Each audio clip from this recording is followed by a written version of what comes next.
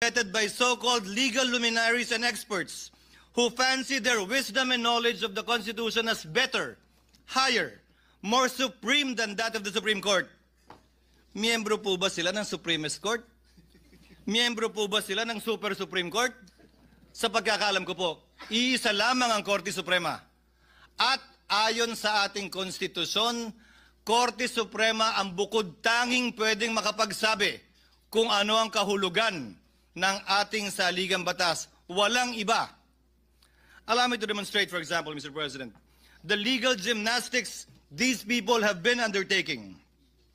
In the past, and I have borne the brunt of this, sabi nila, forthwith ang sinabi sa Senado, ibig sabihin yan agad-agad. Despite the rulings of the Supreme Court that say it is within a reasonable time. Pero doon na tayo sa agad-agad. Sabi ng rules ng House, dapat i-refer ng SecGen immediately sa Speaker. 2 buwan bago niya ginawa yun. Oh, okay lang sa kanila. Di naman sila nagreklamo. Immediately po ang gamit, ha? Hindi forthwith. Sabi naman ngayon ng Korte Suprema, immediately executory. Ay, teka lang.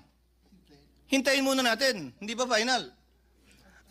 Kapag ka-convenienteng gamitin yung mga salita pabor sa posisyon nila, edi okay lang. Kapag ka hindi naman, ay hindi rin. Hindi po ganun dapat yon. Hinihiling nila ngayon sa Senado na ipagpaliban muna ang anumang aksyon para intayin ang anumang desisyon ito kaugnay sa motion for reconsideration na inihain ng Kamara sa Korte Suprema. Subalit tulad ng naipaliwanag na kanina kaugnay ng motion na pinagbobotohan natin ngayon, kung magbago man ang Korte Suprema sa kanilang desisyon na unanimous noong July 25, 2025, meron pong paraan at proseso pa ang Senado para sundin ang bagong desisyon yan ng Korte Suprema kung sakasakaling mangyayari po yan. In the past, it was also said, nauna nagsalita si Senator Bato, bawal daw at walang karapatan mag-motion ang sinumang Senator Judge dahil trabaho daw ng depensa yon. Eh bakit yung mga parehong tao yung pinag-uusapan? Dapat maghain tayo ng motion for reconsideration. Hindi ba trabaho din ng prosecution yon? Hindi naman po pwede na pwede lang pag kayo, hindi na pwede pag iba.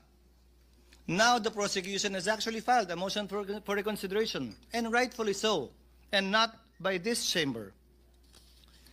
Kapag nung bumoto kami para i-remand ang impeachment complaint sa Kamara, pinapaboran daw namin yung nasasakdal. Sinabi